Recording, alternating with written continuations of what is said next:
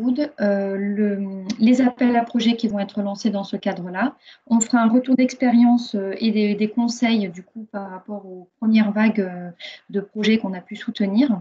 Et puis on présentera des Living Labs ou centres d'expertise qui présents sur nos territoires, qui peuvent être, qui travaillent en lien sur ces thématiques-là, sur la thématique du projet, et qui peuvent être vos futurs partenaires du coup dans vos projets.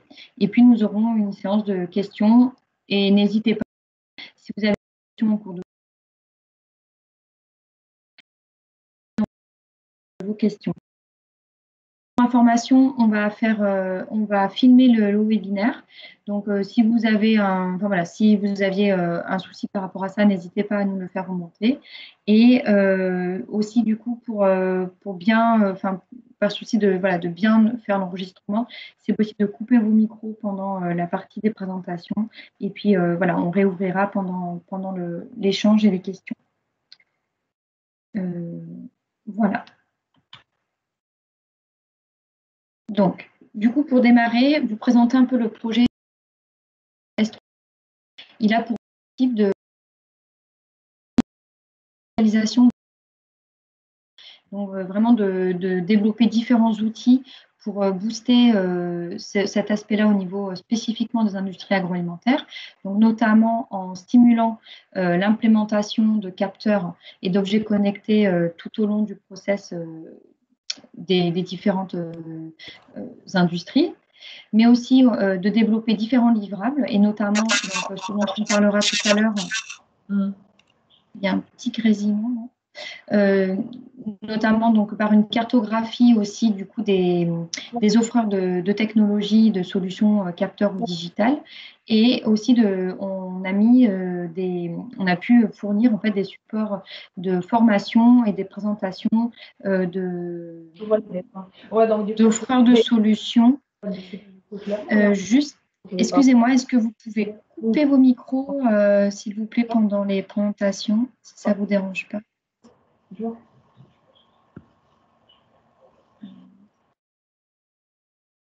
Voilà, merci. Et donc, voilà, différents outils donc, pour permettre finalement l'échange et l'accès à l'information, donc soit via une cartographie pour mieux connaître les centres d'expertise et les offres de solutions en lien avec la digitalisation, et des supports de présentation de centres techniques et d'offreurs du coup que nous avons pu organiser et diffuser au cours des 2 premières années du projet. Et enfin, la partie qui va nous intéresser aujourd'hui, de mettre à disposition en fait des appels à projets pour permettre le financement d'innovation portés par les PME, ce qu'on va appeler le cascade funding.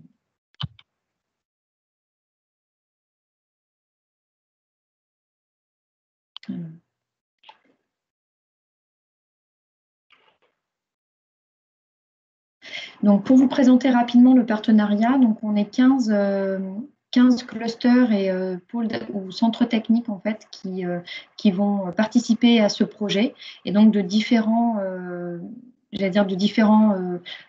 expertises, soit liées à tout ce qui va être outils connectés, offreurs de solutions, soit plutôt applicatifs, donc qui accompagnent des industries agroalimentaires. Un projet européen, vous voyez la répartition de ces différents partenaires sur les différents pays européens. Donc, comme je vous disais, le projet il a vraiment pour objectif de booster la digitalisation des entreprises agroalimentaires. On a pu faire le bilan en fait qu'il y avait on a identifié 4 grands enjeux en fait pour les industries agroalimentaires. Donc notamment d'améliorer l'efficacité et l'efficience de leur production, donc de pouvoir répondre de manière plus flexible à la demande du consommateur, par exemple, mais aussi de pouvoir s'adapter en fonction des matières premières qui sont du coup vivantes et qui peuvent avoir une variabilité au cours de l'année. Aussi de pouvoir toujours améliorer la qualité des produits, et notamment de pouvoir renforcer la traçabilité pour répondre aux enjeux, là encore, des consommateurs. De pouvoir aussi améliorer et maintenir une production durable et des systèmes de production durable. Et puis enfin, de toujours pouvoir assurer une sécurité alimentaire. Et du coup, on a identifié 4 thématiques prioritaires sur lesquelles on attend en fait les projets d'innovation. Donc, une première thématique autour vraiment donc centrée sur ces capteurs innovants qui permettent de suivre des paramètres d'intérêt en temps réel, que ce soit la qualité, mais aussi des paramètres physico-chimiques pour suivre l'évolution du produit au cours du process. Et donc, voilà, là, l'idée, c'est de pouvoir soutenir le développement ou l'identification de nouveaux capteurs sur des paramètres fondamentaux pour les industries agroalimentaires. On a aussi évidemment la partie implémentation, parce que du coup, comment dire, pour vraiment être efficace par rapport à l'industrie, il faut que ces capteurs puissent être intégrés sur des équipements qui vont être directement utilisés par les industries. Donc là, l'idée, c'est de favoriser des collaborations entre les offreurs de solutions techno et digitales pour permettre voilà, d'offrir en fait des équipements pour directement implémenter sur les lignes de production. Enfin, il y a aussi l'aspect de Smart Data Management, donc qui est vraiment en fait de traiter la donnée et comment en fait l'idée c'est de comment transformer l'ensemble de ces données acquises par les capteurs en informations utilisables par l'industrie. Et finalement, l'idée c'est de se dire de mieux connaître en fait le fonctionnement d'un process et l'évolution d'un produit pour ensuite définir, être capable d'anticiper l'évolution et donc et de résoudre du coup les problèmes de qualité et de suivi du produit. Et enfin, un aspect on va appeler plutôt autour de la connectivité, donc qui va être l'idée de partager en fait cette problématique finalement de partager les informations entre différentes machines sur ligne de production, voire entre différents sites, et donc plutôt là de soulever des problématiques autour des systèmes de communication, donc de quelle technologie par exemple utiliser, comment sécuriser du coup ces transferts de données par exemple. Donc voilà, là du coup c'est vraiment ces 4 thématiques, l'idée c'est de vraiment attendre des projets en lien avec ces 4 thématiques prioritaires pour répondre aux enjeux des industries agroalimentaires. Donc, comme je vous disais, là, on va faire le focus sur les appels à projets, donc on va appeler Innovation Voucher, qui vont être lancés du coup à la fin de l'année. Il y aura 3 mois pour répondre à ces projets et on va identifier donc 3 types de vouchers que je vais détailler du coup par la suite.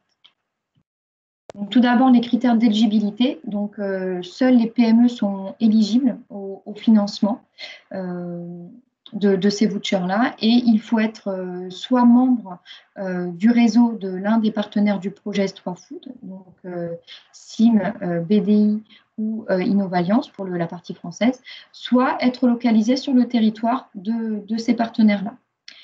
Il faut pouvoir proposer un projet dont le budget maximum représente l'aide qui sera apportée par les vouchers et il faut être évidemment appliqué aux enjeux que l'on a définis pour l'agroalimentaire. Donc, on va exclure tout ce qui va se passer en amont, notamment au champ.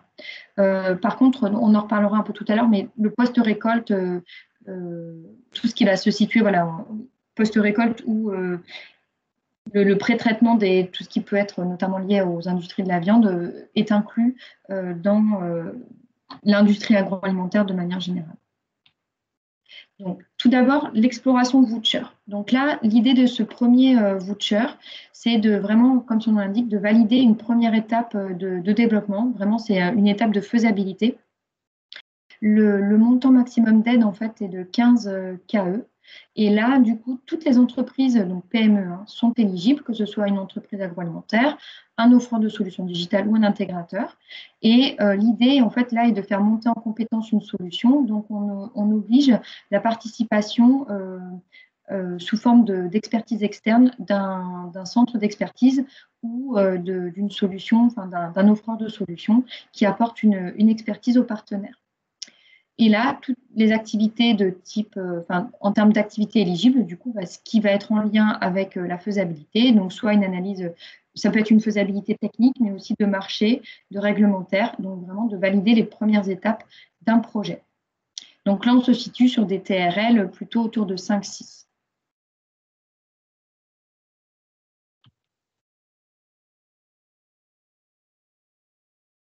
Ensuite, on a le validation voucher, donc là qui qui permet de passer plutôt d'un TRL 5 jusqu'à un TRL 8 et qui permet la validation d'une solution ou d'un procédé ou d'un produit dans un environnement proche du réel pour répondre aux enjeux du secteur agroalimentaire.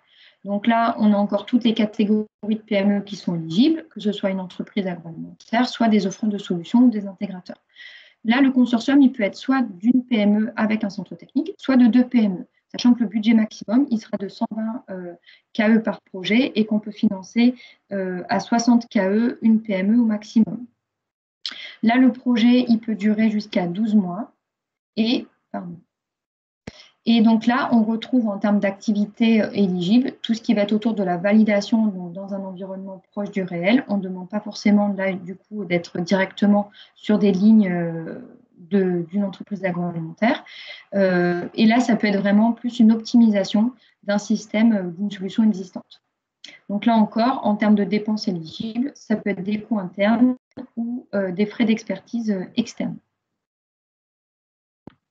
Et enfin, on a l'application voucher. Donc là, qui vraiment, c'est des projets de type TRL, à niveau de TRL, donc qui est l'échelle de maturité technologique des projets, donc vraiment plutôt avancé. Donc là, au départ de 7 jusqu'à 9 pour vraiment avoir une solution type commercialisable.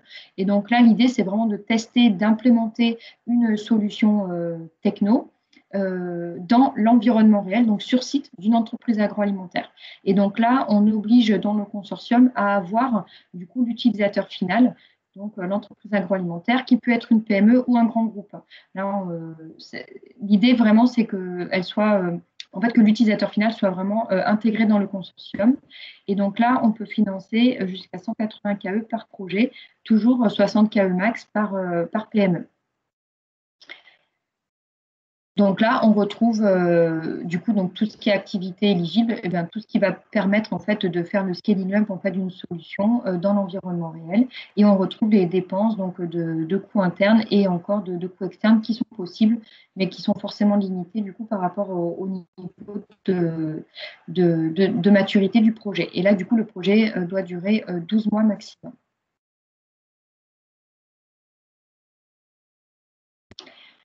Donc, par rapport aux critères d'évaluation, ça va être assez classique, je dirais, par rapport à des projets européens. Donc, on a 3 grands domaines qui sont, sur lesquels on va allouer différents points, en fait. Et donc, on va avoir une première thématique autour de l'excellence technique, de la faisabilité, de la viabilité du projet, donc par rapport aux partenaires, à la problématique et aux retombées qu'on va pouvoir attendre. Ensuite, une partie autour de l'innovation et de pouvoir justifier du coup l'intérêt en termes de caractère innovant et de répondre aux besoins de l'industrie agroalimentaire. Et enfin, en termes d'impact, que ce soit pour les partenaires du projet et pour la filière en général. Donc, là, voilà pour la présentation. Je vais passer la parole à Cécile, du coup, qui va vous faire un bilan sur les premiers appels qu'on a pu lancer et un peu les retours d'expérience, les conseils qu'on a pu déjà maintenant un peu collecter pour pouvoir répondre à ces appels. Cécile, tu veux que je... Oui, je garde la main, je fais défiler les slides. Ouais, je n'ai pas forcément besoin de prendre la main là-dessus. Ok.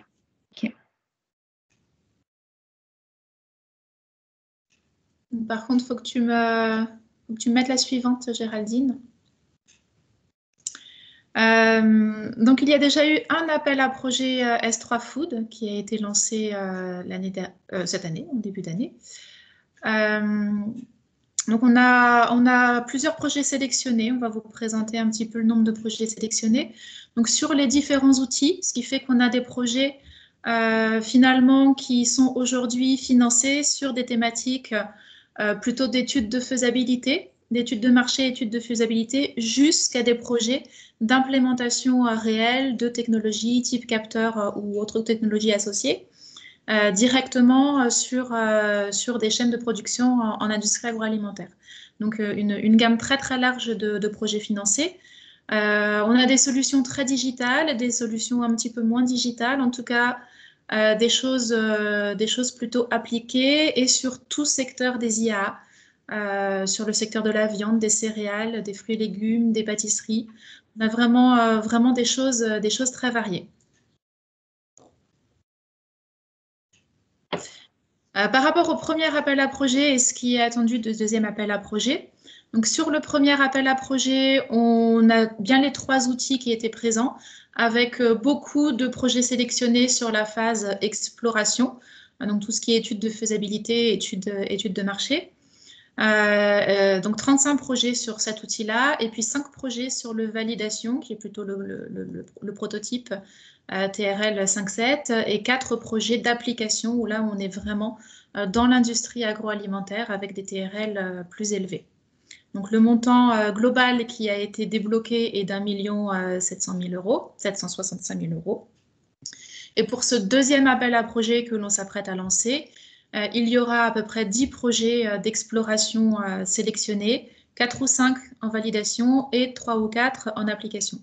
Donc on a un outil qui est facile d'accès, mais qui n'en est pas pour autant non compétitif. Puisqu'on voit bien que sur le premier appel à projet, on a eu plus de 100 projets déposés et le nombre de projets sélectionnés est celui que vous voyez. Donc sur le deuxième appel, on ne sait pas combien de projets seront déposés, mais le nombre de projets sélectionnés ne sera pas énorme. Donc avec un budget pour le deuxième appel d'1 300 000 euros à peu près. Ce sera le dernier appel sur le projet S3 Food. Des conseils pour l'évaluation. Alors, des conseils, pas vraiment pour l'évaluation, mais pour vous aider à rédiger les projets issus de la première évaluation. On s'est rendu compte que certains projets étaient excellents, mais ne passaient pas. Alors, parce que parfois, l'outil n'était pas bien choisi. Il faut vraiment réfléchir à l'outil que vous allez utiliser. Donc, l'exploration, on est sur des montants inférieurs, on est sur des montants de 15 000 euros. Mais sur une phase exploratoire, comme son nom le dit. Et pour les outils validation et application, on est dans un cas plutôt sur du TRL moyen, 5-6, et TRL plus élevé pour les autres. Et surtout pour l'application, on doit impliquer une industrie agroalimentaire. Donc un projet sans industrie agroalimentaire qui demande un voucher application a toutes les chances de se faire retoquer. Donc dans ce cas, il vaut mieux aller sur de la validation à vérifier au niveau du TRL et de la maturité du projet. Mais voilà, il faut vraiment bien choisir l'outil parce qu'un très bon projet peut se faire retoquer parce qu'il a demandé le mauvais outil. Il faut bien répondre aux questions. C'est tout bête, mais le document de dépôt du projet guide très bien. Il y a vraiment des choses qui sont attendues. C'est bien guidé. Donc, si vous répondez pas vraiment aux questions, là, pareil, le système de notation fait que vous êtes retoqué même si votre projet est très bon. Il faut être clair et concis. Il y a un nombre de mots limité dans chacune des questions qui vous est posée. Vous répondez avec un nombre de mots limité. Donc, il faut vraiment faire un effort de concision. Il ne faut pas négliger de présenter les besoins des IA auxquels vos technologies répondent, notamment quand vous êtes sur l'exploration, la validation, que vous êtes un fournisseur des technologies. Il faut que vous soyez renseigné sur les besoins des IA et il faut mettre ce que vous avez compris de leurs besoins et ce que vous allez faire pour répondre à ces besoins dans le document. Si vous n'expliquez pas qu'il y a un besoin dans ces IA de vos technologies, de vos propositions, vous allez vraiment réduire votre note et le projet, encore une fois, risque de ne pas passer. Pas parce qu'il n'y a pas de besoin, mais simplement parce que vous ne les aurez pas identifiés et rédigés dans le document. D'autre part, il faut justifier clairement l'inscription dans les thématiques prioritaires.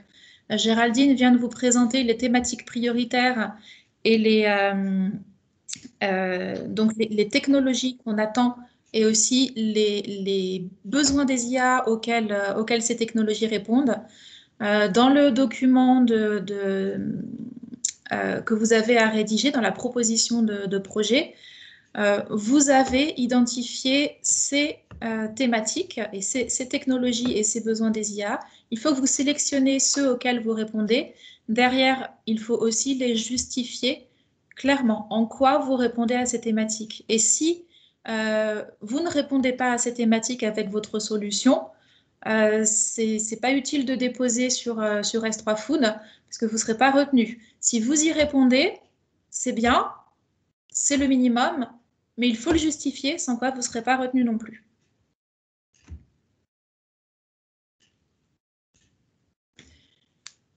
Donner des arguments chiffrés et ou avec référence. Donc tout ce que je viens de vous dire précédemment, il faut justifier. Il faut justifier, oui, mais dire que les entreprises ont besoin de ça, ça, ça, c'est bien. Si les concurrents le prouvent avec des chiffres et des références, ils auront un avantage sur vous, ils seront mieux notés. Donc pensez, dans la mesure du possible, à justifier vos choix. Si vous avez besoin d'aide pour ça, vous pouvez aussi faire appel à nous, au pôle de compétitivité, à toutes les structures qui ont déjà une veille, qui ont déjà des outils qui leur permettent éventuellement de vous aider à expliquer, à justifier, à trouver de la matière et des références pour pouvoir justifier que ce besoin-là, il existe, il est réel et que vous allez le couvrir. Il faut aussi donner des éléments justifiant l'expertise des sous-traitants, comme vous l'avez vu. Comme Géraldine vous l'a exposé, sur certains outils, on a besoin de faire appel à de la sous-traitance. Derrière, vous allez sélectionner un sous-traitant sur la base de ses compétences. Il faut l'expliquer dans le document. J'ai choisi ce sous-traitant parce qu'il a telle et telle référence qui me font penser que c'est le bon sous-traitant, c'est vraiment celui qui va m'apporter la meilleure expertise pour répondre à mes besoins. Ça, c'est important à mettre dans le dossier. Comme pour tous les autres points, on va évaluer le dossier là-dessus et vous n'aurez pas tous les points nécessaires pour faire passer votre dossier si vous n'expliquez pas en quoi soit votre partenaire technologie, soit votre sous-traitant est le bon partenaire pour répondre à votre projet. La présentation du budget, il faut un budget cohérent évidemment avec les actions que vous menez. Et il faut surtout ne pas demander un budget supérieur à 60 000 € par PME, qui est le budget maximum qui pourra être débloqué dans le cadre des projets sélectionnés par S3 Food. Donc ça, c'est important. Il n'est pas impossible que votre projet demande plus de budget que cela. Donc ça, vous pouvez le dire dans le document. Moi, mon projet, il va me coûter 120 000. J'en demande 60 parce que j'ai bien conscience que c'est 60 qu'on me donnera au maximum. Dans ce cas, vous présenterez les actions dans le document qui seront budgétées avec les 60 000. Vous pouvez expliquer que d'autres actions seront menées en dehors de ce budget-là. Mais quand vous demandez le budget à la fin de la proposition dans le tableau qui récapitule le budget, ne mettez pas plus de 60 000. Dans le premier appel à projet, on évaluait ces projets.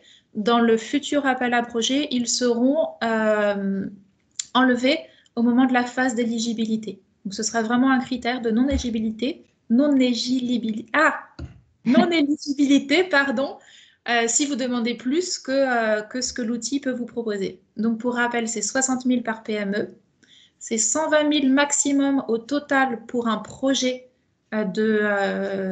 d'application, c'est ça, et 180 000 maximum pour tout le projet de validation. Petit rappel pour les entreprises qui auraient éventuellement déjà déposé sur un outil, notamment un outil d'exploration et qui se seraient vues financées à hauteur de 15 000, elles peuvent déposer un nouveau projet d'exploration ou de validation ou d'application, mais il faut enlever ces 15 000 que vous auriez déjà reçus des 60 000 maximum que vous devez demander.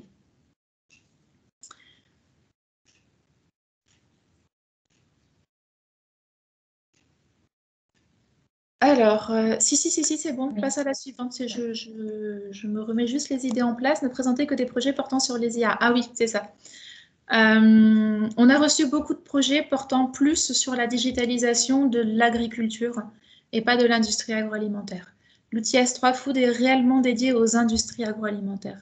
Tant qu'il n'y a pas de transformation ou à minima de packaging sur l'aliment, le projet ne passera pas la phase d'éligibilité. Donc, il sera systématiquement retoqué s'il ne porte pas sur le process agroalimentaire. Il ne faut pas négliger la partie identification des risques et justification des risques. On a un volet dans la proposition qui vous demande d'identifier les risques. Alors, identifier les risques, c'est quelque chose de très classique sur les projets européens. L'idée, c'est pas de vous mal noter parce qu'il y a plein de risques dans votre projet. L'idée, c'est de faire état des risques que vous avez identifiés en amont du projet, mais également de dire ce que vous allez faire pour limiter ces risques. Donc, c'est pas mauvais d'avoir des risques. Après, si vous en avez énormément, évidemment, c'est problématique. Ça peut poser la question sur le pourquoi vous menez ce projet alors même qu'il y a des risques. Mais si vous êtes capable de justifier en face sur chacun des risques identifiés, les mesures que vous allez prendre et que ces mesures, eh ben, elles paraissent réalistes, dans ce cas, c'est plutôt très positif dans le cadre du projet d'être capable de montrer tout ça. Ça montre que vous savez où vous allez et que vous n'allez pas vous planter, potentiellement pas vous planter, parce que vous avez déjà en tête les actions à mener si jamais des risques apparaissaient. Et enfin, on ne dépose qu'une seule application par projet. Donc, une application, si vous êtes partenaire dans un projet, vous ne déposez qu'un seul dossier dans lequel vous identifiez bien l'ensemble des entreprises partenaires, donc uniquement des PME, pour le volet financé. Et vous détaillez ce que font les uns et les autres et le budget qui leur sera alloué. La carto. Dans le cadre du projet S3 Food, on a ces activités d'appel à projet, mais on a également d'autres activités. Donc en amont, on avait toute une activité d'analyse, de brainstorming, d'analyse des besoins des entreprises pour essayer de trouver quels étaient les besoins et sur quoi on allait financer les entreprises. Et on a également tout un volet d'identification des compétences technologiques. Donc sur la base de ces premières analyses, on a identifié des technologies clés qui peuvent être utiles pour les industries agroalimentaires. Ces technologies-là, on a derrière des entreprises, des centres techniques, ce qu'on appelle nous des living labs, qui peuvent proposer cette expertise à des entreprises agroalimentaires ou à des équipementiers ou à d'autres types d'entreprises sur la chaîne de valeur des filières alimentaires. Donc, on a mis en place, dans le cadre du projet S3 Food, une cartographie des compétences qui existent dans les différentes régions partenaires du projet S3 Food. Donc, si vous êtes de technologie, que votre technologie intéresse les IAA, n'hésitez pas à aller sur le site S3 Food. Donc, vous avez ici une capture d'écran de la partie dédiée à cette cartographie sur le site S3 Food. Donc, vous pouvez demander, vous avez un petit bouton Add Organization. Donc, vous pouvez cliquer dessus. Vous aurez un petit formulaire qui vous permettra de faire votre demande. La demande nous sera adressée et ensuite, on vous enverra le questionnaire qui va pouvoir vous permettre de remplir votre profil qui sera ensuite mis en ligne sur la carto. L'objectif, c'est d'être visible pour les industries agroalimentaires, les équipementiers, éventuellement d'autres fournisseurs de techno avec lesquels vous pourriez créer des partenariats, sur lesquels vous pouvez faire un partenariat commercial, technologique, peu importe, et ça peut aussi, bien évidemment, déboucher sur un projet qui sera financé dans le cadre du deuxième appel à projet S3 Food. Donc, n'hésitez pas, si vous êtes fournisseur de techno, à faire une demande pour ajouter vos compétences sur cette carte. Et si vous êtes un équipementier ou une industrie agroalimentaire ou un fournisseur de techno qui cherchez un partenaire technologique, n'hésitez pas aussi à aller regarder sur cette carte. Vous avez plusieurs entrées possibles pour faire des recherches. Une entrée technologie. Je cherche un fournisseur de technologie NIR en France, en Espagne, en Belgique, aux Pays-Bas. Je vais aller identifier ceux qui sont déjà référencés sur cette carte. Et derrière, vous pouvez contacter directement le fournisseur. Si vous souhaitez avoir plus de renseignements sur cette entreprise, vous pouvez aussi contacter les membres du partenariat S3 Food. Donc, vous pouvez contacter Géraldine d'Innovalliance, Loïc de CIM ou moi de BDI. Et on peut aussi vous donner de l'information sur ces entreprises.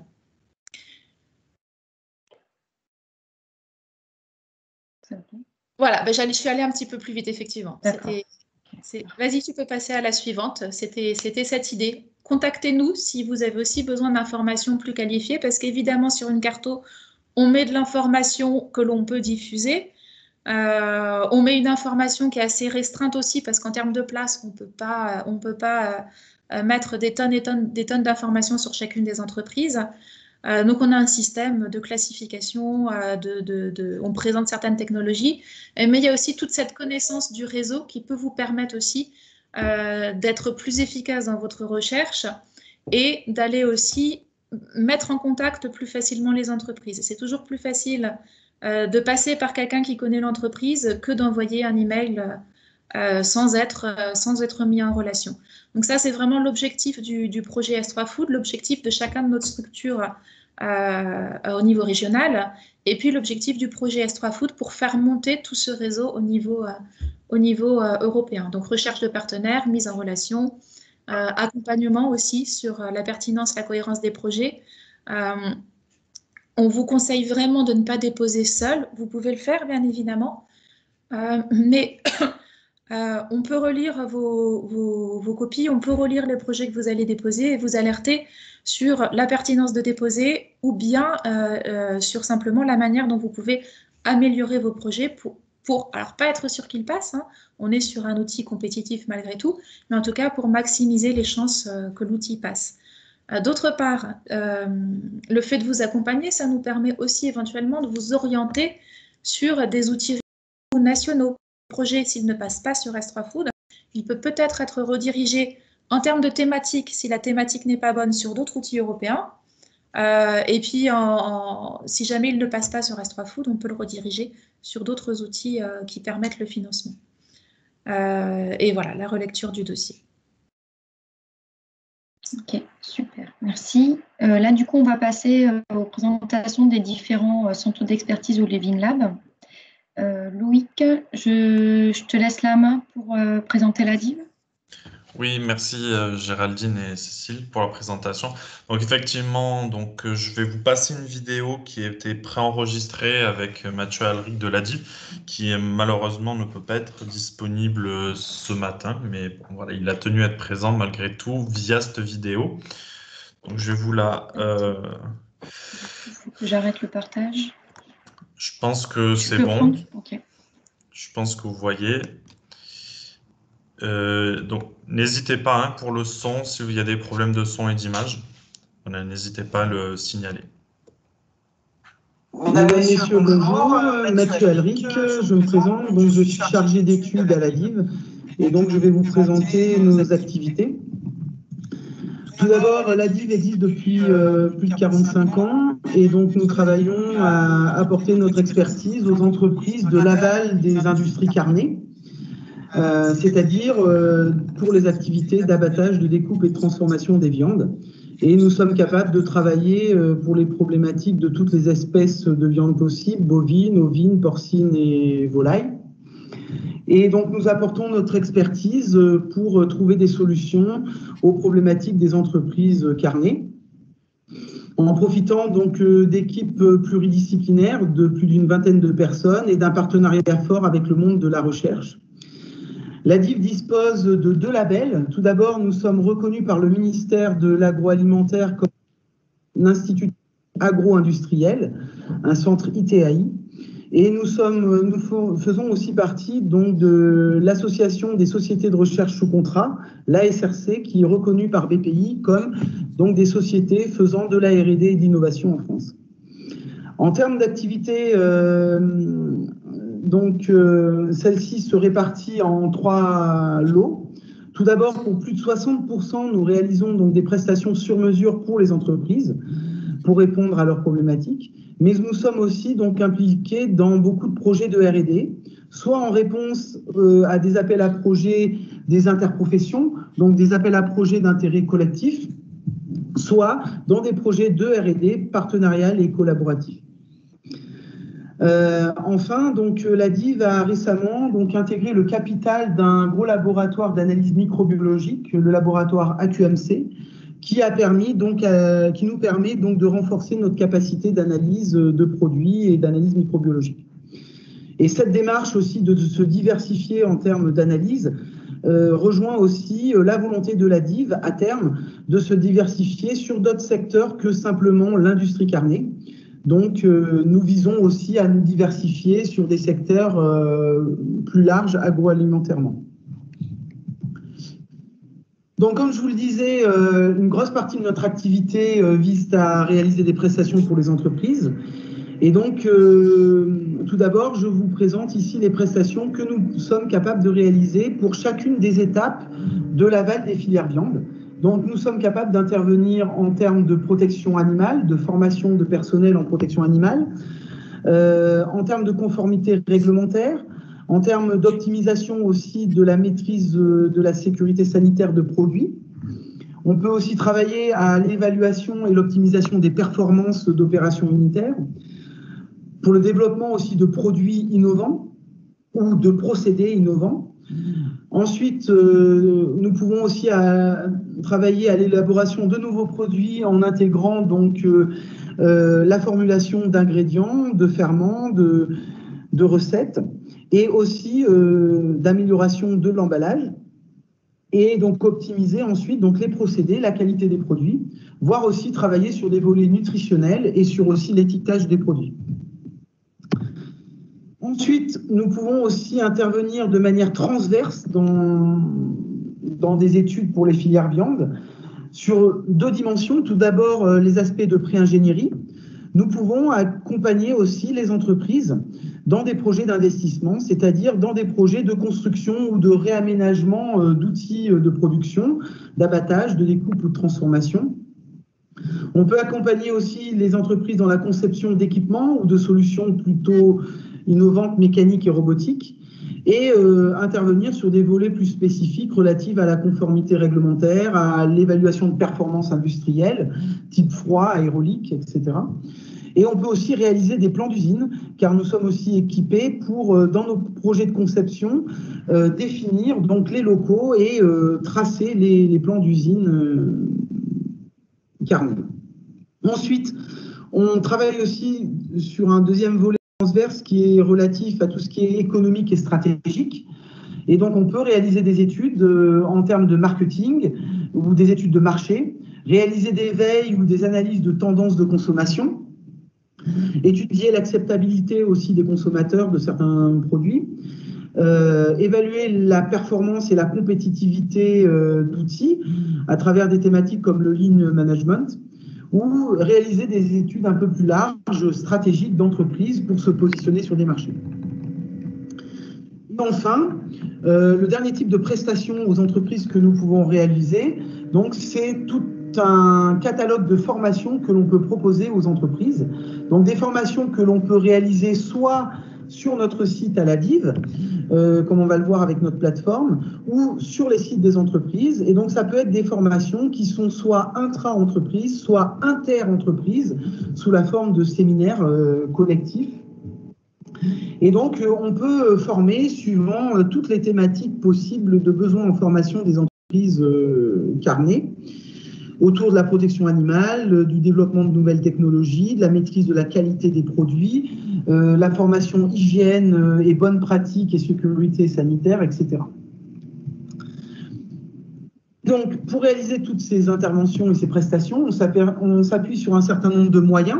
Tout d'abord, avec des équipes d'experts métiers, une vingtaine d'ingénieurs et techniciens spécialisés sur toutes les dimensions et facettes de l'activité des industries carnées, et aussi les compétences scientifiques et techniques qu'il faut maîtriser pour être capable d'améliorer les procédés.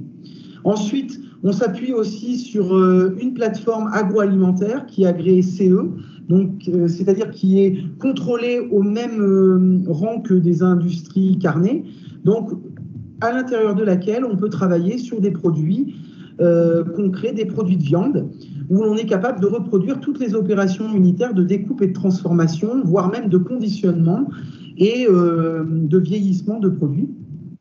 Au sein de cette plateforme, on dispose aussi d'une cellule robotique qui nous permet aussi de mener nos projets d'innovation en termes d'automatisation de procédés.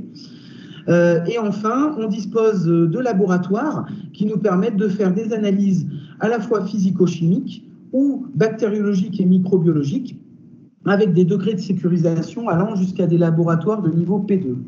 Et enfin, on dispose d'un atelier de maintenance qui nous permet de faire la maintenance, donc un atelier de chaudronnerie qui nous permet de faire la maintenance de notre plateforme, mais aussi d'assembler et de concevoir nos prototypes innovants.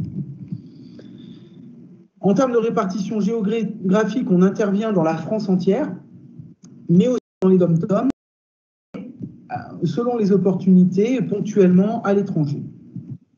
Alors, à la suite donc, de cette présentation de nos prestations sur mesure, comme je vous le disais au démarrage de ma présentation, nous sommes aussi reconnus par le ministère de l'Agroalimentaire comme un institut technique agro-industriel, donc un centre ITAI, qui nous permet de proposer, de monter et de piloter des partenariats de R&D qui peuvent avoir deux formes, soit des réseaux mixtes technologiques, des RMT, où là, c'est la mise en partenariat d'acteurs sur le territoire national autour d'une thématique spécifique pour les filières agroalimentaires. Ou sinon, on pilote aussi des unités mixtes technologiques, où là, le cahier des charges est plutôt une unicité de lieu, donc des partenariats proches, un pilotage par un centre ITAI, avec des partenariats avec des laboratoires scientifiques et techniques sur une thématique donnée. En termes d'illustration de ces projets de R&D, depuis 10 ou 20 ans, plus d'une vingtaine d'années, on a pu donc mettre au point des procédés innovants. Donc on dispose maintenant d'une douzaine de brevets et régulièrement, sur la durée de 3 ans, on pilote jusqu'à 45 projets de R&D. Donc, pour ce qui me concerne, depuis plus de 10 ans maintenant à la DIF, je pilote des UMT successives qui travaillent sur les thématiques de mécanisation, robotique, dans ces premières versions, qui ont évolué ensuite en intégrant des dimensions de développement de solutions d'assistance à l'opérateur, où au parallèle de l'automatisation, on vient ensuite maintenant assister l'opérateur avec des solutions de type exosquelette ou Kobo. Et plus récemment, donc dans la dernière version du MT que je pilote qui a démarré en 2019, qui est l'UMT Agrobergo, on a ensuite intégré la dimension d'ergonomie au travail, et donc où on souhaite travailler encore plus sur la dimension de l'intégration de l'homme dans les choix de conception et de définition de solutions technologiques. Et donc cette UMT, donc structurée de la manière en son sens, elle travaille donc sur la thématique d'ergonomie de manière transverse et donc qui résonne donc dans 3 axes connexes. Un axe qui vise à développer donc des ressources humaines opérationnelles, au travers duquel on va notamment travailler sur 2 nouveaux projets qui vont démarrer, où on souhaite développer des simulateurs de réalité virtuelle d'apprentissage au métier de désossage et de découpe de viande. On travaille aussi sur le volet analyse ergonomique de postes concrets de travail, comment améliorer l'ergonomie de postes humains. Et ensuite, 2 autres axes connexes. L'axe 2 qui donc continue à travailler sur l'assistance, le développement de solutions d'assistance mécatronique aux opérateurs. Et donc, au sein duquel on a mené le projet Exoscarm, qui a permis donc de mettre au point 2 prototypes, un démonstrateur donc de Kobo et un démonstrateur d'exosquelette, d'assistance à la découpe. Et donc sur la voie exosquelette, on est en partenariat avec un intégrateur pour envisager l'industrialisation de ce produit. Donc fiabiliser la solution pour qu'elle soit testable et utilisable en industrie, à partir du projet de R&D qu'on avait mené en amont. Et enfin, le dernier axe, c'est l'axe 3, qui est historique pour les différentes UMT que j'ai pu piloter, mais qui conserve donc les travaux autour de la mécanisation et robotisation d'opérations unitaires dans un objectif d'automatisation, où là, historiquement, on a déjà pu mettre en place dans des projets de R&D des cellules robotiques de découpe de carcasses, comme on peut le voir sur la photo, pour la mise en quartier de carcasses de bovins. Travailler sur des projets de R&D, même de découpe multi-robots avec le projet ARMS, et où on reste encore ouvert à de futurs projets d'automatisation ou de robotisation de process futurs. voilà, j'espère que ma présentation a pu vous éclairer donc, sur les différentes facettes des activités de l'ATIV, même si cette présentation est relativement succincte en une dizaine de minutes. Mais donc, je reste ouvert à tout contact et futures collaborations possibles. Donc, vous trouvez donc, sur cette dernière page nos coordonnées téléphoniques et email pour nous contacter. Et sinon, n'hésitez pas à revenir auprès du pôle SIM pour me contacter si vous avez des projets d'innovation mécanique, robotique ou technologique. Merci et à bientôt, j'espère. Donc voilà pour la présentation de la DIV. J'espère que ça a bien été clair pour tout le monde. Si vous avez des questions par rapport à la DIV, voilà, n'hésitez pas à revenir vers nous. Géraldine, je te laisse la main. Ok, merci. Donc là, je remets la présentation. Est-ce que vous voyez toujours, vous voyez bien mon écran? Oui, c'est bon. Oui, ok, super. Donc là, du coup, je vais laisser la main à Nathalie Pagnel qui va nous présenter le Centre technique agroalimentaire, le CTCPA. Attendez, je vais charger la présentation. Non, je peux vous passer les slides si vous voulez. Ouais, si vous voulez. Ok. Attendez, je enlève. Voilà. Donc, Centre technique de la conservation des produits agricoles. Donc, comme la DIV, en fait, on a un centre technique qui fonctionne aussi en système d'UMT. J'y reviendrai un peu plus loin.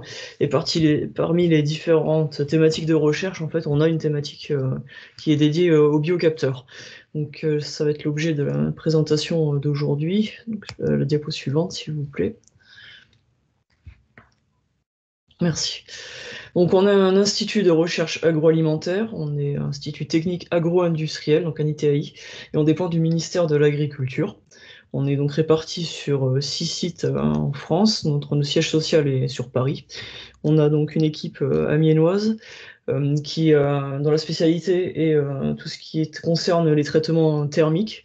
Ils dépendent d'une halle technologique et actuellement on est en train de se rapprocher de l'école Unilassal pour du coup mettre à profit les compétences du CTCPA et aussi d'Unilassal pour tout ce qui est traitement et traitement novateur, type utilisation d'APA, peroxyde d'hydrogène, etc. Nous avons une équipe nantaise qui est elle spécialisée sur plutôt les hautes pressions et avec un fond de traitement thermique aussi. Auch, qui, elle, de par sa région, en fait, est dédiée aux palmipèdes à foie gras. Bourg-en-Bresse, qui est un laboratoire, lui, plutôt emballage, et aussi un dosage de résidus au sein des boîtes, donc les plans vernis, etc., ont été menés par cette équipe. Et l'équipe d'Avignon, qui est constituée en fait de deux unités, une unité donc technologique avec la halle technologique d'Avignon, donc qui elle appartient au CTCPA. Et dans cette halle, on peut conduire l'ensemble des barèmes proposés par les clients, faire des systèmes d'unités pilotes aussi pour nos clients. Donc on peut les aider à développer leurs produits, les guider aussi sur ce qu'ils souhaitent réaliser. Et enfin, on a le laboratoire de microbiologie. Donc lui qui est spécialisé en fait sur les flores sporulées, en plus d'être spécialisé sur les flores alimentaires, qu'elles soient pathogènes ou non.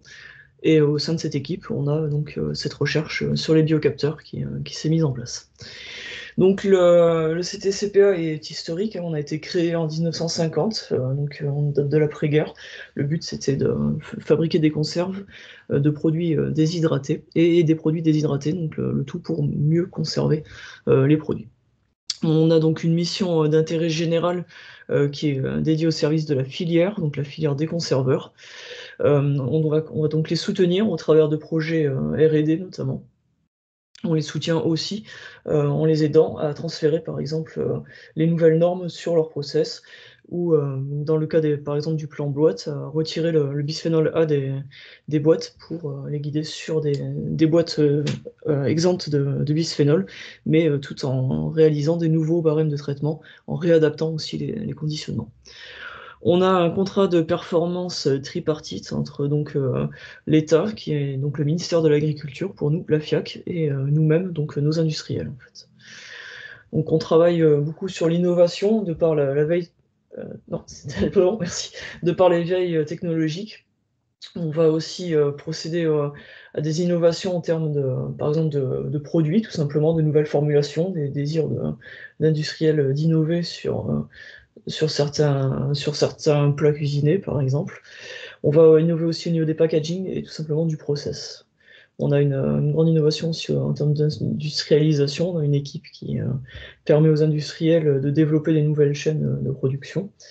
Et on intervient sur les performances industrielles, donc en aidant les industriels à mieux maîtriser leurs procédés pour optimiser les qualités des produits. On va organiser aussi tout ce qui est production. On les guide aussi en termes économiques. On va aussi les guider aussi en termes de développement durable. Et en termes de sécurité sanitaire, donc c'est le laboratoire d'Avignon qui rentre en jeu, où on va donc intervenir pour la sécurisation des procédés, toujours aussi réaliser de la veille réglementaire. On est aussi orienté sur la microbiologie industrielle, donc toute l'expertise des sporulés, qu'ils soient hautement thermorésistants ou d'une thermorésistance classique. On va aussi intervenir avec Bourg-en-Bresse pour comparer l'alimentarité des emballages. Et enfin, on va guider aussi le management de la sécurité des aliments. On va aussi, pour ce faire, réaliser des formations, quels que soient nos sites. Nous sommes tous formateurs en fonction de nos thématiques, soit de recherche, soit de nos thématiques de travail au sein du CTCPA. Pour la diapo suivante. Merci. Et donc les biocapteurs au CTCPA ont pour but en fait de mettre en évidence des agents biologiques ou des agents chimiques qui relèvent d'un risque ou bien tout simplement d'une présence tout à fait normale, qu'ils soient présents sur des surfaces, sur des sols, de l'eau, dans l'air ou bien dans les aliments. On va donc utiliser différentes méthodes, des méthodes qui sont bien souvent normalisées, qu'elles soient des méthodes microscopiques, culturales, biochimiques, immunologiques ou de la biologie moléculaire qui vont nous permettre donc de détecter, quantifier les agents biologiques, donc, qui sont des bactéries à l'état végétatif ou bien à l'état sporulé.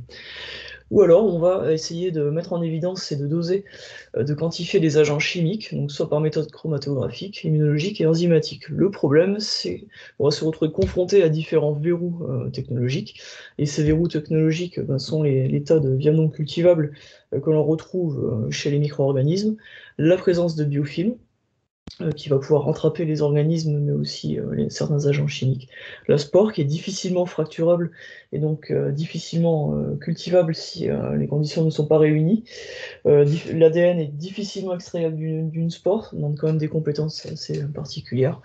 On est confronté aussi à de forts effets matrices en agroalimentaire. La durée des analyses qui est extrêmement problématique puisque on va pouvoir donner un résultat dans une quinzaine à 3 semaines pour pouvoir invalider ou valider la mise sur le marché d'un lot, donc ce qui est pratique pour les industriels puisque ça correspond à des pertes financières qui peuvent être assez conséquentes. Et du coup, dans l'équipe de microbiologie, on a développé cette thématique de biocapteurs, des biocapteurs qu'ils soient optiques ou bien qu'ils soient électrochimiques. Donc un capteur optique, c'est un système comme un test de grossesse finalement, où vous allez déposer votre échantillon à la surface de ce petit test et vous aurez une petite bandelette qui apparaîtra si votre organisme ou votre agent chimique est présent dans votre milieu, ou bien le système électrochimique qui se rapproche, lui, du système du glucomètre, donc pour mesurer la glycémie, où vous avez une petite électrode sur laquelle on va déposer notre produit, on va enficher l'électrode dans un lecteur et on aura un résultat avec une valeur numérique. Donc l'ensemble des capteurs que l'on peut développer font actuellement l'objet d'un projet Carnot Caliment, donc c'est le projet Sport Quantum. C'est un projet avec une thèse dessus, il a démarré il y a 1 an maintenant. Et ce projet a pour but donc de développer des biocapteurs optiques et électrochimiques pour détecter et quantifier des spores de bactéries hautement thermorésistantes au sein de matrices type légumes verts et produits laitiers.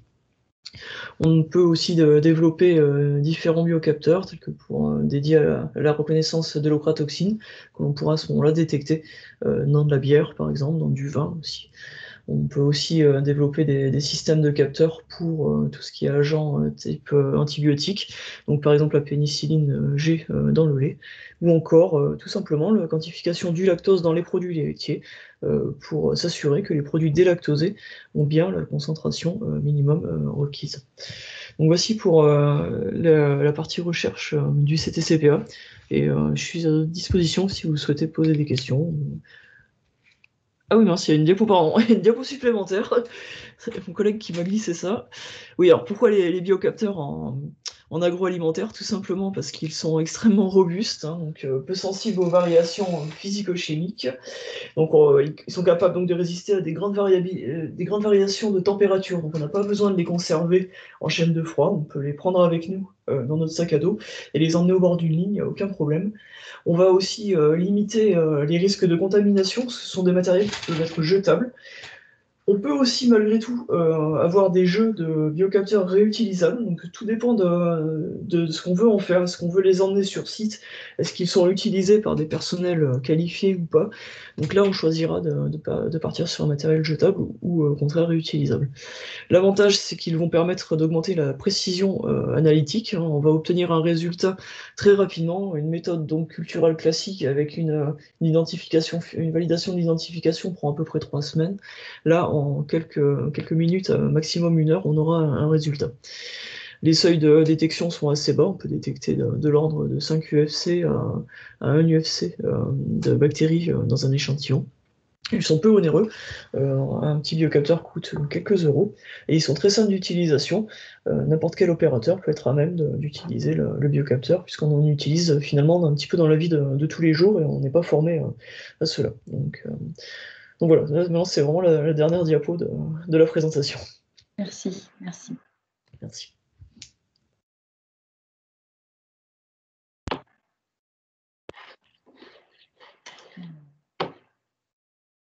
Du coup, je vais laisser la main du coup pour présenter maintenant le pôle cristal. Je vous laisse prendre la parole, je vais glisser les slides du coup. Je vous remercie Madame Croze. Bonjour à tous. J'espère que vous m'entendez bien. Je suis ma R&D, je suis ingénieur commercial au pôle cristal et je vais essayer de vous présenter la structure le plus clairement possible en moins de 5 minutes. Vous avez 10 minutes. Hein. Ok, je peux faire même 1 heure s'il y a besoin. Ce que je vais faire, c'est que je vais vous présenter dans les grandes lignes le fonctionnement de la structure dans un premier temps, et puis je reviendrai sur 2 projets dont j'ai le droit de parler et qui me semblent intéressants pour illustrer l'activité qu'on pourrait avoir dans le cadre d'S3 Food, sachant qu'elle est évidemment beaucoup plus large que ça, mais comme mes partenaires de la DIV et du CTCPA avant. Donc, le pôle cristal, c'est une petite unité, on est structuré sous forme d'association, on est une douzaine de personnes et on a un centre technique qui travaillons dans le domaine de la réfrigération et du génie climatique. On a l'habitude de se qualifier de centre d'essai et d'innovation dans la mesure où on essaye d'avoir une approche la plus pragmatique possible des thématiques qui nous sont soumises. Pour faire vite sur les acronymes divers et variés, donc on est labellisé CRT, comme le CTCPA et la DIV d'ailleurs, donc Centre de ressources technologiques. Ça veut dire qu'on répond à un cahier des charges du ministère de l'Enseignement supérieur et de la Recherche dans notre manière de mener nos projets. Et ça a surtout l'avantage de nous octroyer d'office l'agrément pour le crédit d'impôt recherche et le crédit d'impôt innovation. Nos thématiques de travail principales, alors contrairement au CTCPA et à la DIV, pour le coup, on est plutôt des spécialistes d'une technologie et d'un procédé physique qui peut ensuite s'appliquer dans plusieurs secteurs d'activité. Donc nous, notre CAM, si je peux me permettre, c'est les transferts thermiques, c'est la manière dont la chaleur passe d'un endroit à un autre, et surtout la manière dont on peut la forcer à passer d'un endroit à un autre par le biais d'une machine thermique ou thermodynamique.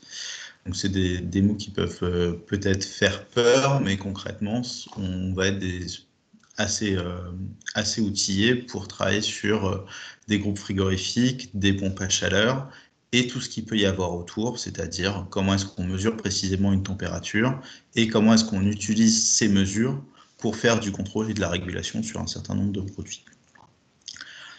On est basé à Dinan, on travaille sur toute la France, voire même on se permet de temps en temps des incursions. Vous pouvez passer la diapo. on peut se permettre de faire des incursions en Belgique et ce sera l'occasion, quand je vous présenterai les projets, de vous montrer un petit projet qu'on a fait avec des Belges. J'ai dit spécialité dans les domaines du transfert thermique et dynamique. En général, on travaille sur toute la chaîne de développement d'un produit ou d'une innovation. Donc ça commence par l'étude de faisabilité, la bibliographie nécessaire pour savoir d'où on part et quel est l'état de l'art. On peut passer par des étapes de conception, de dimensionnement, de modélisation. On est en mesure de réaliser la plupart de nos prototypes nous-mêmes. On peut être amené à faire de la sous-traitance par moment, mais sur le cœur du principe, on fait nos prototypes nous-mêmes.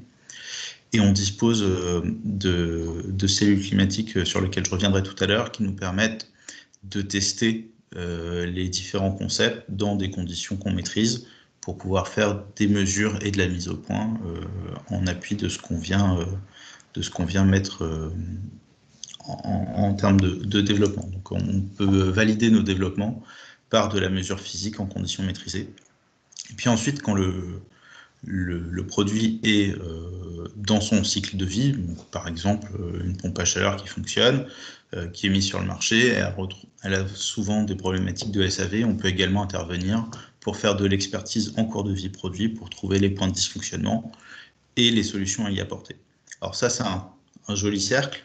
Évidemment, on peut intervenir sur une petite partie ou sur l'intégralité du projet en fonction des besoins de l'industriel, sachant que travaillant sur des projets de recherche et développement, il n'y en a pas deux qui sont similaires, donc on refait systématiquement toutes nos propositions sur mesure de manière à trouver le bon placement et à bien s'intégrer avec les équipes de nos clients.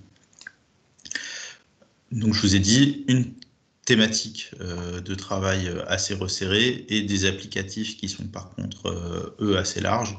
Donc on va travailler aussi bien sur le bâtiment, c'est assez logique quand on parle de pompe à chaleur, sur l'alimentation, que ce soit dans l'agroalimentaire ou dans l'agriculture, mais aussi sur le secteur du café, hôtellerie, restauration, puisqu'on va travailler sur des petites vitrines réfrigérées qui sont réalisées à façon, par exemple. Et puis sur d'autres thématiques industrielles, je pense notamment à la santé, à la logistique alimentaire, à la défense. Et si on passe à la diapo suivante, je vais pouvoir vous parler des moyens. Donc on est une petite équipe, on est une douzaine de salariés, principalement des ingénieurs et des techniciens. Techniciens qui donc, ont la capacité de réaliser les prototypes, de souder, de braser. Et puis des ingénieurs et des docteurs qui vont réaliser les conceptions, les études bibliographiques et les modèles numériques qu'on peut être amené soit à embarquer, soit à utiliser pour nos dimensionnements. Donc ça, c'est un des premiers moyens, c'est les cervelles de nos salariés. Le deuxième type de moyens, c'est des moyens techniques. Le premier d'entre eux étant les enceintes climatiques dont on dispose, qui nous permettent de travailler sur des ambiances qui vont grosso modo de moins 25 à plus 50, et de mettre les machines ou les concepts qu'on cherche à tester dans des conditions qui sont proches de celles qu'on aurait sur le terrain, mais qui sont par contre parfaitement maîtrisées. Donc c'est des grandes cellules climatiques qu'on verra dans la slide suivante, qui font une cinquantaine de mètres carrés chacune. Donc on peut même imaginer mettre des lignes complètes. Complètes. Des morceaux de lignes, en tout cas dans l'industrie agroalimentaire. Donc ça, c'est un premier moyen qui est particulièrement original et sur lequel on s'appuie beaucoup. On a évidemment des outils de prototypage, une chaîne métrologique complète, puisque quand on met des concepts ou des prototypes en phase d'essai, il faut bien qu'on puisse documenter leur fonctionnement. Donc on a des capteurs pour ça. Et puis on s'appuie aussi sur des outils de simulation qui nous permettent d'affiner nos conceptions. Donc à la fois des moyens numériques et puis des moyens matériels pour tester concrètement, voir comment ça marche. C'est des moyens dans lesquels on investit beaucoup, donc je passe rapidement là-dessus. Et puis, je vais vous présenter un petit peu nos cellules climatiques sur la slide suivante. Donc, on les a ici en photo. Aujourd'hui, on en a 3. On a un programme d'investissement qui est en cours pour arriver à une 4e cellule dans le courant d'année prochaine, enfin, si le Covid veut bien nous laisser travailler. Donc des plages de climat qui vont de moins 20, moins 25 à plus 40, plus 50 même dans certaines conditions. Là, c'est un nouveau truc qu'on a mis en place cette année. On régule l'hygrométrie et on a des boucles d'eau qui sont présentes dans les cellules et qui nous permettent de faire des montages sur mesure pour mettre des machines dans des conditions particulières. Donc on peut imaginer plein de trucs, on peut imaginer de coupler 2 cellules ensemble pour avoir des solutions biclimatiques. Donc par exemple, je simule un climat extérieur d'un côté, un climat intérieur de l'autre, et ça me permet de voir comment se comporte mon système. Je peux mettre une zone qui est à moins 18 par exemple pour voir qu'est-ce que ça donne dans mon stockage, et puis une zone à plus 4 qui simulerait plutôt je sais pas, un atelier d'agroalimentaire sur des produits surgelés, et de voir si je passe des produits de l'un à l'autre, comment ça évolue. Donc on peut vraiment imaginer tous les types de scénarios d'essai qu'on souhaite. C'est l'avantage d'avoir des cellules qui sont quasi vides quand on les ouvre, c'est qu'on peut y mettre ce qu'on veut à l'intérieur. Donc voilà pour les moyens d'essai. S'il y a des questions, je prendrai le temps d'y répondre par la suite. Je vais maintenant vous présenter 2 projets. Vous pouvez passer à la diapo suivante, s'il vous plaît. 2 projets qui sont en lien avec les thématiques DS3 Food. Alors, sans dire que l'application est directement dans le champ de l'industrie agroalimentaire, mais les méthodologies qui sont derrière peuvent permettre de répondre à des problématiques sur du capteur notamment. Donc, un premier mode d'intervention qu'on pourrait imaginer, c'est de la vérification de mesure. Donc, dans ce projet-là, c'est un projet qu'on a fait pour la société Panimpex, qui est donc une société belge, qui commercialise un système de métrologie qui permet, en gros, de mesurer le rendement d'une machine frigorifique, avec une originalité dans la mesure qui permet de ne pas avoir de mesure intrusive sur le système. Souvent, pour mesurer les performances d'un groupe frigorifique, on est obligé de venir faire de la mesure de débit directement aux bornes du compresseur, si on veut le faire sur un système à détente directe. Je passe sur les détails techniques, mais concrètement, c'est difficile sur une machine qui est déjà installée. Donc, eux, l'originalité de leur circuit, c'est qu'ils se basent sur des mesures indirectes pour venir faire une estimation du niveau de rendement de la machine. Et donc, comme ils n'avaient que leur bonne volonté pour faire la démonstration de la précision de leur capteur, ils ont décidé plutôt de faire appel à un tiers extérieur pour vérifier que les mesures étaient cohérentes. Donc c'est ce qu'on a fait dans un premier temps. On a mis en place un protocole et on a fait une campagne de mesure ad hoc pour bien vérifier la précision des résultats. Dans un premier temps, les résultats étaient précis, mais pouvaient être améliorés. C'est ce qu'on a vu en faisant l'expertise du fonctionnement. Et en faisant donc cette expertise, on a mis en lumière quelques pistes d'amélioration qui ont été implémentées par le client, qui du coup a pu améliorer la précision de son capteur et faire ensuite la démonstration de la précision de ces mesures avec une vérification par un tiers indépendant. Donc vous pouvez vérifier si ça vous amuse. Sur le site internet de Panimpex, aujourd'hui, il y a essais réalisés par le pôle Cristal, et je crois même que le rapport est disponible sur demande. Ça, c'est un premier niveau d'intervention qu'on pourrait imaginer l'industrie agroalimentaire. Et si on passe à la diapositive suivante, je vais vous présenter une autre référence intéressante qui est, elle, plus liée à l'agroalimentaire directement. C'est une prestation qu'on a réalisée pour Chronofresh, donc c'était anciennement Chronopost Food. Chronofresh fait de la livraison de colis alimentaires avec une chaîne métrologique qui est intégrée dans ces colis.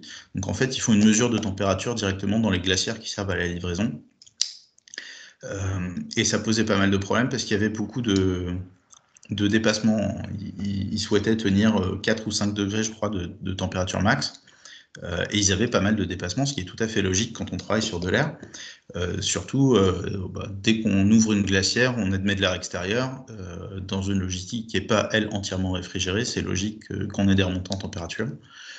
Et donc, pour les aider à faire le tri entre les alertes qui pouvaient remonter de manière récurrente sur les chaînes de livraison, on a fait un travail qui mêlait à la fois de la modélisation et de l'expérimental pour pouvoir définir les paramètres de déclenchement des alertes qui empêchaient la livraison d'un produit parce que là, la chaîne du froid était vraiment dégradée. Donc, on a fait un premier modèle thermique qu'on a couplé avec un modèle de microbiologie prévisionnelle en fonction des différentes matrices alimentaires qu'on pouvait avoir dans les colis en livraison. Et une fois qu'on avait dépassé un certain niveau de présence de bactéries, on pouvait dire non, là c'est dangereux, on ne peut pas livrer. Et en dessous d'un certain seuil, on savait que même si on avait un léger dépassement en termes de température pendant une durée courte, par exemple, on pouvait quand même livrer le produit sans qu'il y ait de problématiques particulières. C'est un outil qui a été implémenté là en début d'année dans les systèmes d'information de Chronopost et qui est accessible directement au livreur, donc ce qui lui permet d'avoir une aide à la décision au moment de livrer. S'il a un positif, il sait s'il peut ou non remettre le produit à son client. Donc voilà, j'en ai terminé. J'espère que j'ai pas été trop long et que j'ai surtout été assez clair. S'il y a des questions, n'hésitez pas. Vous avez l'intégralité de mes coordonnées, même pour un projet futur, si vous souhaitez qu'on le travaille de manière plus personnalisée. Merci. Ok, merci beaucoup. Je passe à la dernière présentation du coup de Mickaël Piéguet qui va vous présenter du coup les CEATech. Mickaël, je garde la main, je vous laisse prendre la parole. Oui, je garde la main sur les slides. Oui, voilà. Super, merci Géraldine. Merci.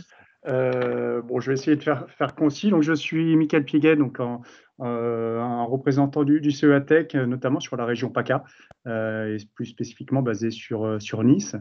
Voilà, j'ai pris le challenge de pouvoir présenter le CEATech en 10 minutes sur 2 slides. Je vais essayer de tenir ce challenge. Alors, pour ceux qui ne connaissent pas le CEA, donc le CEA, c'est le commissariat à l'énergie atomique et aux énergies alternatives. Plus récemment, il y a eu ce rajout. Alors, historiquement, c'est un organisme public, un EPIC plus spécifiquement, donc un établissement public à caractère industriel et commercial, qui a été ouvert par Général de Gaulle après la Seconde Guerre mondiale. Alors notamment pour doter la France de l'énergie atomique, alors sur un aspect militaire et sur un aspect civil, avec notamment les centrales nucléaires. Donc encore aujourd'hui, dans la structuration du CEA, on va retrouver ces 2 premiers axes dans 4 directions opérationnelles. Donc une première direction qui concerne les applications militaires, donc sur le nucléaire militaire. Une deuxième direction qui concerne le nucléaire plutôt civil. Et alors une troisième direction qui concerne pour elle plus du tout le nucléaire, mais spécifiquement la recherche technologique et l'orientation et le transfert technologique orienté vers les industriels français. Et on va retrouver une dernière direction, donc, qui est la direction des recherches fondamentales, qui est une direction transverse à ces 3 premières et qui permettent d'alimenter et ressourcer finalement les différents sujets et avec de la matière fondamentale. Donc, j'en reviens plus spécifiquement sur la troisième direction, la recherche technologique, qui est communément appelée le CEATech, qui est finalement la marque commerciale.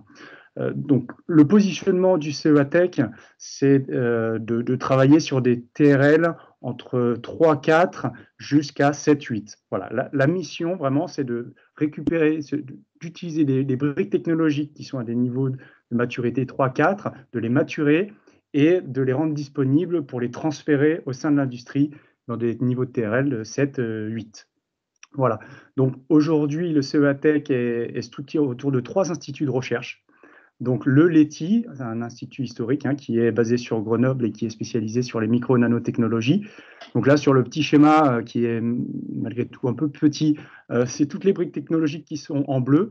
Donc en partant des technologies du semi-conducteur, du silicium, et tous les capteurs qui vont en découler, miniaturisés ou non, des applications dans la biologie, dans la santé, ou tout ce qui va être aussi également autour de l'Internet des objets.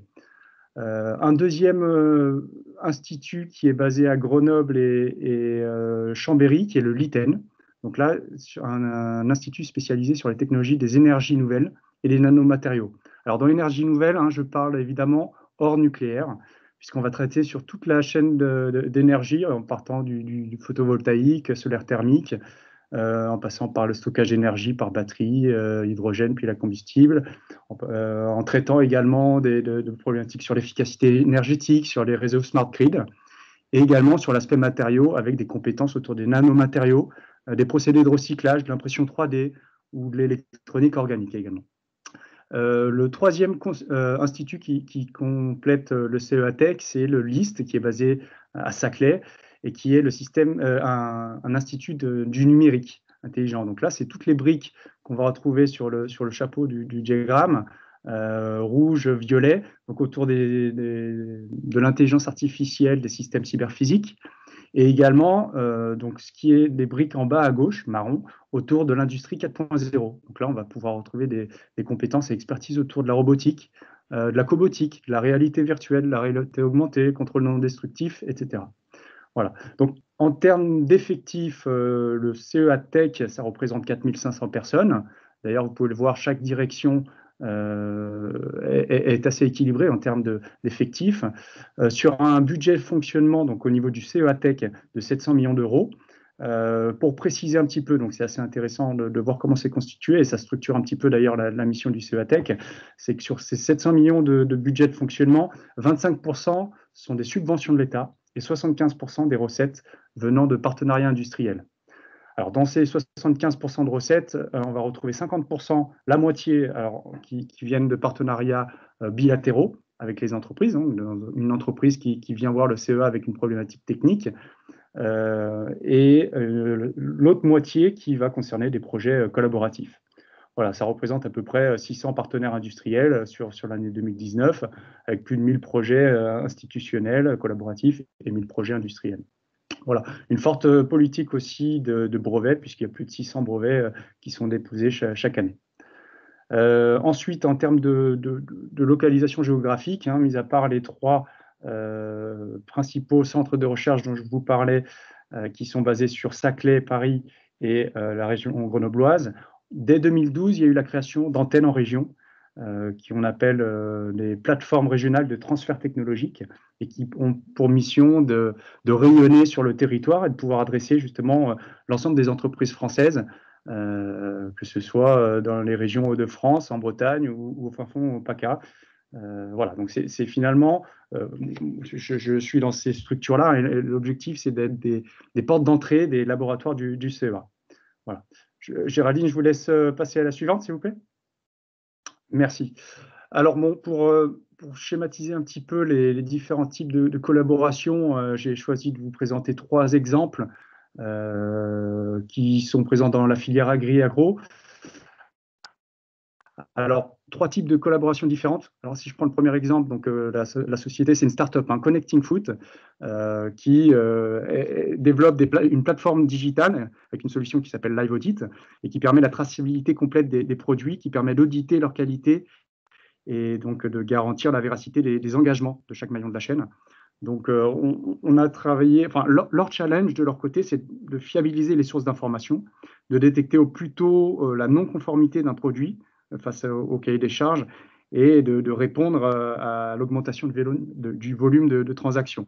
Donc, face à ces problématiques, on a répondu par la création d'un laboratoire commun, c'est-à-dire que les chercheurs de Connecting Food et les chercheurs du CEA travaillaient à la réponse sur leurs problématiques, et notamment autour de 2 technologies qui sont l'IA d'un côté, pour instaurer des règles de détection et de validation, et permettre de rendre donc l'audit certifiable, et autour de la technologie de la blockchain pour sécuriser et tracer les informations. Voilà. Donc là, le premier type de partenariat. Un autre type de partenariat qui est un développement technologique. Donc là, on est sur, je dirais, un partenariat bilatéral classique. C'est qu'une entreprise vient rencontrer le CEA en disant, voilà, voici ma problématique, est-ce que vous avez des solutions?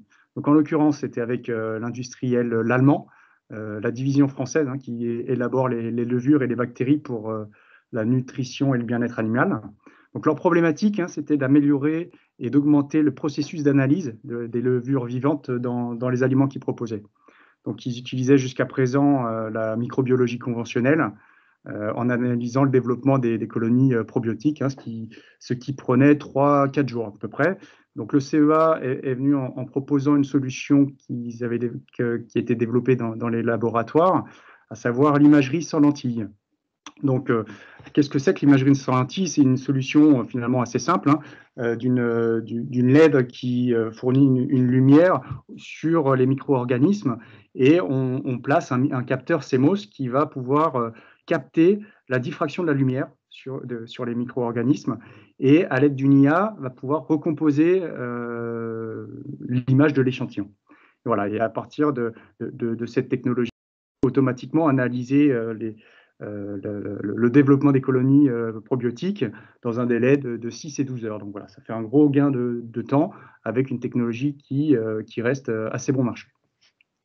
Et pour finir, un troisième type de partenariat qui est un partenariat qu'on fait plutôt avec des grandes entreprises, donc en l'occurrence le grand groupe d'industrie agroalimentaire Bell, qui fabrique les fromages industriels Babybel, Kiri, Boursin. Donc leurs ambitions, c'était d'orienter leur stratégie sur la croissance durable et optimiser leur performance dans la production industrielle, hein. Donc s'orienter finalement sur l'industrie et l'usine du futur, avec des points sur des axes sur revisiter leur processus de production et les modéliser, économiser en termes de ressources et améliorer évidemment la performance et leur capacité à innover.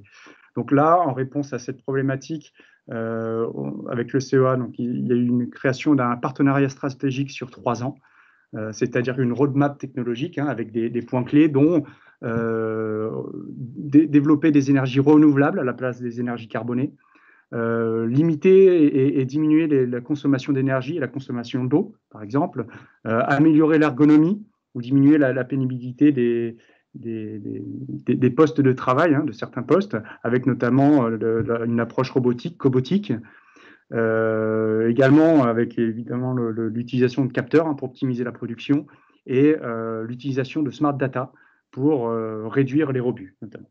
Voilà. Donc, je vous ai balayé rapidement différents types de partenariats avec des entreprises de taille différentes, que ce soit start-up, PME, ETI ou grands groupes. Voilà. Donc, le CEA aujourd'hui peut se positionner en tant qu'apporteur offreur de solutions, avec des expertises qui sont très larges. Vous l'avez vu, je ne peux pas passer 10 minutes à toutes les présenter, mais si vous avez des questions, ce sera avec plaisir que je pourrai essayer d'y répondre. Merci beaucoup, Mickaël. Merci beaucoup du coup à tous nos intervenants. C'était très clair, vous avez bien joué le jeu de l'exercice un peu difficile qu'on vous avait confié. Donc voilà, on en a fini du coup. Alors un petit peu tard, je suis désolée, il ne reste pas beaucoup de temps pour les questions. Mais voilà, on peut se laisser peut-être 5 minutes avant d'aller manger. Peut-être si vous avez des retours ou des premières questions, que ce soit sur le programme S3 Food, les appels qui vont sortir ou des questions plus techniques pour nos intervenants. Voilà. Et dans tous les cas, comme le disait Cécile tout à l'heure, n'hésitez pas, vous avez nos coordonnées, à revenir vers nous, voilà, pour approfondir des potentiels projets que voilà, vous ne sauriez pas échanger maintenant. Donc, si vous avez des questions, hein, dans les 5 minutes qui restent, voir un peu plus, voir s'il y a beaucoup de questions, vous pouvez soit débloquer les micros et intervenir directement, ou bien vous utilisez le chat pour poser la question, et puis on les prendra les unes après les autres et on y répondra.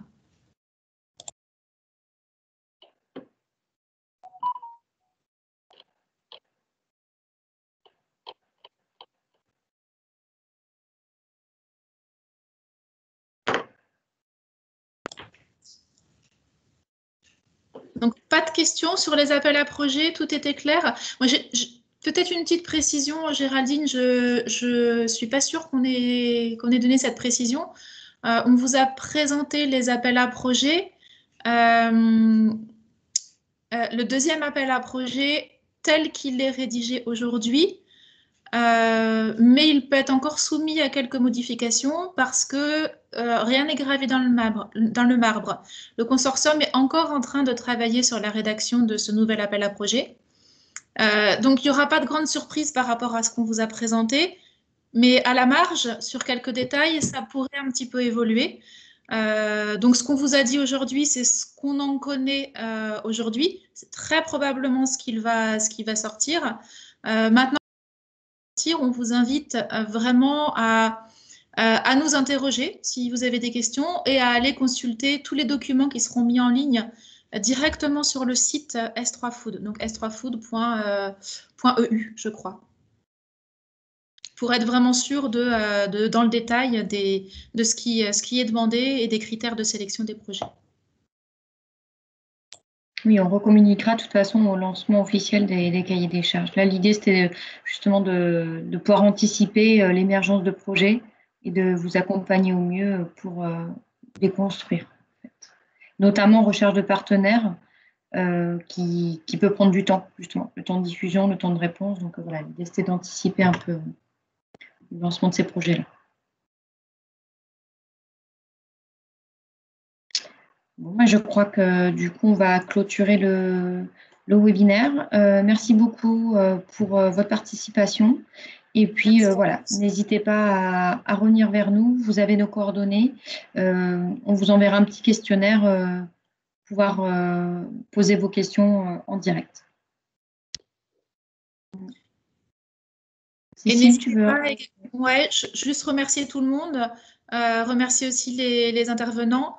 N'hésitez pas, si vous souhaitez faire appel aux différents Living Labs, on appelle ça les Living Labs dans le cas d'S3Food, qui ont été présentés. Si vous ne trouvez pas facilement le contact, normalement, ce sera dans les présentations qu'on mettra en ligne, mais passez par nous si vous avez du mal à retrouver les contacts. On vous aidera avec plaisir à vous donner les différents contacts. Donc, des Living Labs qui ont été présentés ici aujourd'hui. Et puis, il y en a d'autres sur d'autres technologies. Donc, si vous avez un besoin particulier, on est là pour connecter les uns et les autres. Et également, du coup, les autres Living Labs de nos partenaires européens. L'idée, on n'est pas obligé de faire du projet franco-français. Voilà, on peut explorer justement, la recherche de partenaires peut se faire à l'échelle européenne, bien sûr. Loïc, tu veux rajouter un dernier mot? On va clôturer. C'était parfait. Merci à tous. Et puis voilà, n'hésitez vraiment pas, on est là pour vous accompagner. Ok, merci, au revoir. Au revoir tout le monde, merci. Merci à tous, au revoir. Merci, au revoir. Merci.